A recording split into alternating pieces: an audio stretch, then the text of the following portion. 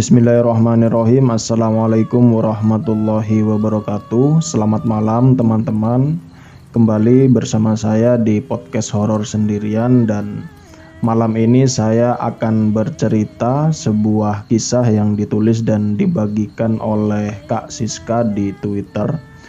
Cerita ini diangkat dari kisah nyata, dan ini adalah cerita dari sepasang suami istri tentang temu jodoh selawe atau 25, bertemunya neton pasangan dengan hasil 25. Cerita ini aku angkat karena beberapa bulan yang lalu aku bertemu dengan pasangan pasutri tentang rintangan yang mereka alami karena neton temu jodoh mereka itu berjumlah 25. Kalian ada yang percaya jika temu jodoh 25 itu dilarang bersatu atau alias menikah? Kalau di daerahku, tradisi ini masih melekat erat dan memang tidak boleh bersatu. Dan gimana cara menghitungnya? Kalau aku sih taunya jumlah neptu kalian itu ditambah dengan neptu pasangan. Sejauh ini aku masih mempelajari secara mendalam tentang temu jodoh selawe ini. Ya, untuk mengolah ajaran Jawa kuno tentang hitungan menikah dengan hasil segitu dan dikaitkan dengan kejadian yang akan dialami oleh pasangan itu kalau mereka itu nekat menikah. Dan temu jodoh selawe ini jika diartikan itu masuk ke dalam bale kedawang. Bale itu artinya pelataran rumah dan kedawang itu artinya ramai. Dan dalam hal ini rame ini maknanya tuh bukan hal yang baik jika dimaknai, tapi jika dua orang ini menikah dan hasil neptu mereka adalah 25, dan jika mereka nekat menikah, maka rumah tangga mereka akan rame sekali dengan malapetaka yang akan datang. Benar atau tidaknya, mari kita simak cerita berikut ini. Saat itu suara lemparan piring terdengar silih berganti menghantam tembok rumah. Tetangga yang mendengar suara itu hanya bisa bergumam dan memperlihatkan tatapan sinis ke arah rumah mereka. Agung dan Sukma sedang bertengkar hebat saat itu. Semua itu disebabkan lantaran Agung sudah setahun ini tidak bekerja dan perekonomian mereka sedang sangat sulit. Ditambah dengan dua anak yang sedang bersekolah dan mereka menunggak membayar tagihan ini itu. Sukma tidak bisa memendam amarahnya. Semua itu terjadi karena selama ini hasil dari dirinya jualan online tidak memiliki untung. Uang yang selalu dia sisihkan selalu saja tiba-tiba habis untuk keperluan sehari-hari. Belum lagi suaminya ini yang sering sakit setiap sebulan sekali. Aku ini mas, kalau dulu dengerin nasihat orang tuaku, gak mungkin aku bakalan hidup susah kayak gini, kata Sukma yang sudah tidak bisa mengontrol emosinya. Memang pernikahan mereka yang sudah memasuki tahun ke-10 ini selalu dihantam oleh badai masalah yang datang silih berganti. Itu dikarenakan dulu pernikahan mereka ini tidak direstui oleh orang tua Sukma. 10 tahun yang lalu, mereka berdua memutuskan untuk menikah tanpa restu orang tua. Hal ini dikarenakan lantaran orang tua Sukma tidak setuju, karena neton mereka jatuh pada angka 25. Pak Sujito namanya, selaku ayah dari Sukma adalah orang yang menentang pernikahan mereka. Selasa Pon sama Rabu Kliwon itu hasilnya 25, nak. Kamu Selasa Pon hasilnya 10, Agung itu Rabu Kliwon hasilnya 16. Kalau dijumlah hasilnya 25. Ayah Sukma ini sangat tegas dengan aturan ini karena beliau berasal dari keluarga yang menganut kepercayaan leluhur yang sangat kental itu. Yang jelas ayah nggak mau tahu, kamu sama Agung nggak boleh sampai menikah. Titik. Jawaban tegas ayah Sukma saat itu masih teringat jelas di pikirannya. Sukma masih meratapi nasibnya yang sekarang sangat melas sekali. Agung hanya bisa pasrah dan menghela napas panjang. Ya udah, keputusanmu apa, Dek? Aku pasrah aja. Lagian aku juga nggak kuat hidup kayak gini terus. Bagiku kamu itu wanita pembawa sial. Mereka berdua sedang tenggelam dalam emosi mereka masing-masing, hingga kata cerai keluar lantang dari mulut Agung.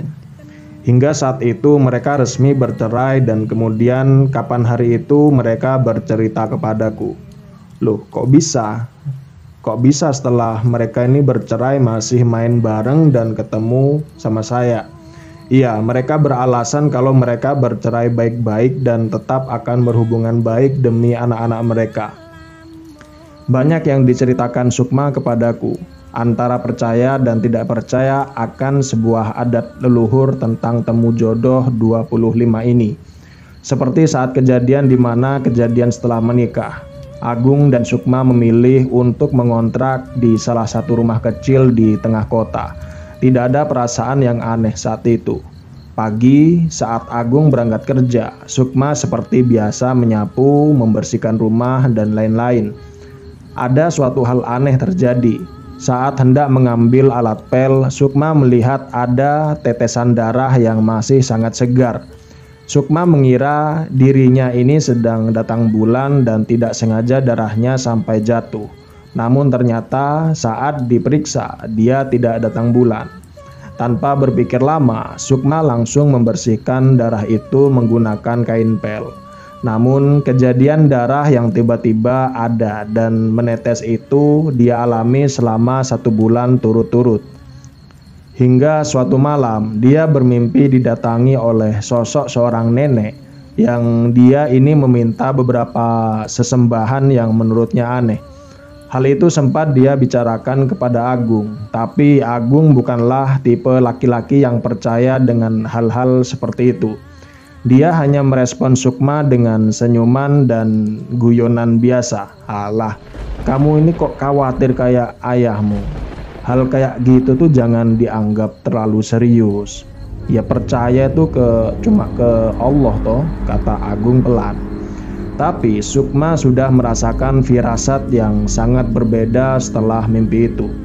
Dia menyebutkan bahwa malapetaka datang setelah mimpi terjadi, dan ayahnya dikabarkan meninggal dunia secara mendadak. Menurut cerita ibunya, ayah Sukma selama seminggu bertingkah aneh seperti orang kerasukan. Ayahnya sering duduk sendiri di kamar dan berbicara sendiri. Ibunya ini mengamati gerak-gerik ayah Sukma ini berbeda setelah ayahnya ini pergi ke pinggir sungai untuk mengambil bambu. Ayahnya seperti berbicara dengan seseorang, tapi tidak terlihat siapa yang diajaknya bicara. Sampai ibunya ini menggertak ayah Sukma. "Loh Pak, sampean ini bicara sama siapa toh Pak?" kata ibunya khawatir. Tapi ayah Sukma dengan yakinnya berkata kalau dia ini sedang berbicara dengan Eyang Paku. Dan ibunya semakin heran lantaran ayahnya hanya terlihat berbicara sendiri selama ini. Hingga sehari sebelum meninggal, ayahnya mengajak ibu Sukma ini untuk berbicara. "Bu, ini Eyang Paku bisa membantu kita biar Sukma ini kembali. Jelas itu, pernikahan temu selawe itu nggak baik Bu. Aku takut Sukma ini jatuh mati. Kita bakalan dibantu sama Eyang Paku," kata ayah Sukma. Ibunya hanya menghela napas yang panjang sekali. Mungkin berat sekali beban ayah Sukma saat itu, hingga beliau menjadi seperti orang gila. "Lupa Eyang Paku itu siapa?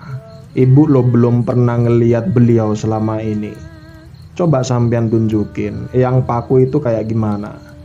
"Bisa Bu, besok malam jam 12 sampean keluar rumah. Beliau katanya mau menyapu halaman. Katanya mengawali syarat agar Sukma ini bisa pulang ke rumah," kata ayah Sukma. Dan ibunya membuang muka dan mencoba memperhatikan wajah suaminya saat itu. Saat itu memang wajah suaminya terlihat beda. Wajahnya sangat layu dan kulitnya berwarna pucat. Nampak beda di kedua kuping suaminya yang bentuknya itu merapat ke rambut seperti menempel. Tapi ibunya masih tetap berpikir positif. Mungkin suaminya ini sedang tidak enak badan atau memang dirinya yang banyak pikiran juga.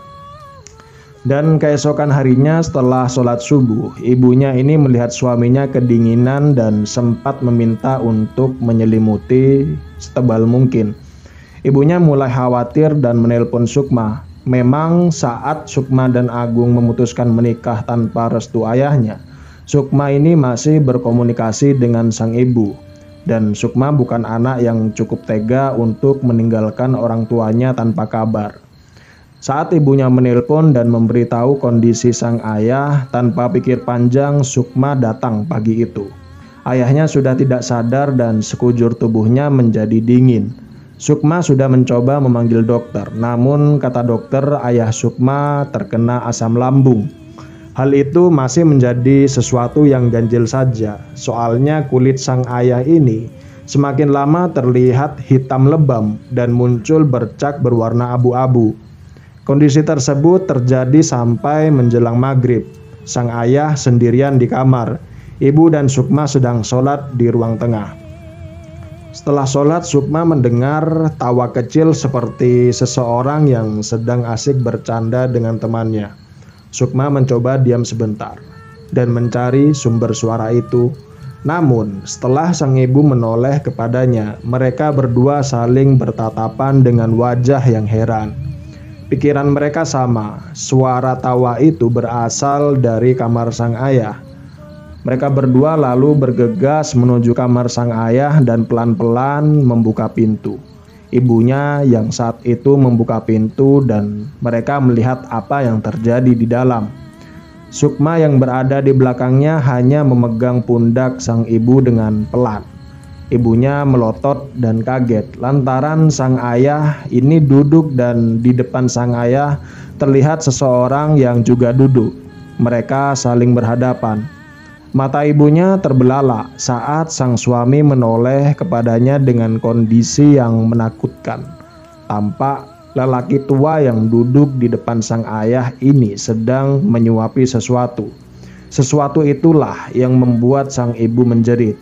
Laki-laki bermata putih itu sedang menyuapi belatung kepada suaminya dan saat menoleh, belatung tersebut memenuhi mulut sang suami. Dan saat itu kemudian ibu Sukma pingsan. Sukma mencoba membangunkan ibunya dan terlihat beberapa warga sudah memenuhi rumah mereka. Sukma dengan mata sendu dan merah dan dengan derayan air mata hanya bisa mencium kening sang ibu. Sang ibu mencoba bangun meskipun tubuh dan matanya masih berat. Dirinya bingung lantaran rumahnya ini kok banyak tetangga yang datang. Dan ibu Sukma masih kebingungan dan bertanya-tanya apa yang sedang terjadi. Hingga Sukma membisikkan sesuatu ke telinga sang ibu dengan pelan. "Bu, bapak sudah meninggal, diikhlaskan ya," kata Sukma pelan.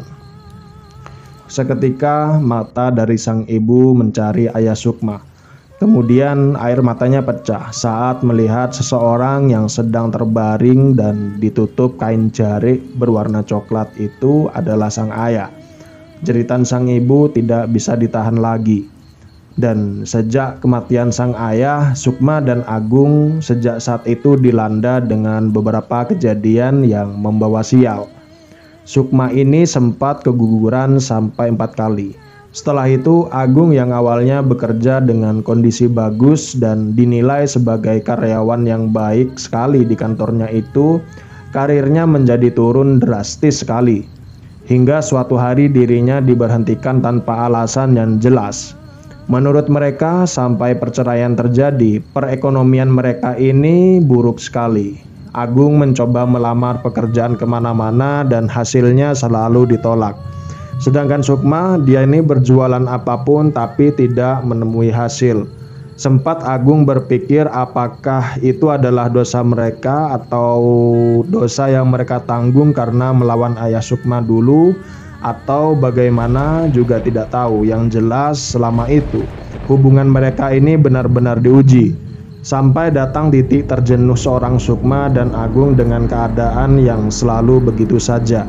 Akhirnya mereka memilih bercerai dengan tetap saling berhubungan baik satu sama lainnya. Alasannya adalah seorang anak yang masih harus membutuhkan mereka. Lalu gimana kondisi mereka sekarang? Sukma setelah bercerai, dia telah menjadi seorang wirausaha yang sukses di kotanya. Sedangkan Agung, dia bekerja di salah satu perusahaan swasta terkenal, dan sekarang mereka berdua sudah memiliki pasangan masing-masing dan mereka hidup bahagia. Anak-anak mereka ikut Sukma. Hal ini telah disepakati bersama. Dan percaya atau tidak, dengan hitungan temu jodoh ini bisa kalian kaji sendiri sesuai kacamata masing-masing. Demikian cerita ini dibagikan oleh seorang pasangan suami istri, Agung dan Sukma, kepada Kak Siska di sebuah thread Twitter. Dan terima kasih untuk kamu yang sudah mendengar cerita ini sampai selesai. Semoga dari cerita ini kita bisa mendapatkan suatu pembelajaran hidup dan kita juga mendapatkan hikmah baik dan buruknya. Dan cerita ini bukan untuk menggiring kita percaya kepada hal-hal seperti itu, tapi untuk mengkaji ulang dan sebagai pengetahuan tambahan kita di masa depan. Dan semoga cerita ini bisa menjadi teman di waktu senggang dan waktu istirahat kalian. Mohon maaf kalau ada salah-salah kata. Saya Udin. Wassalamualaikum warahmatullahi wabarakatuh.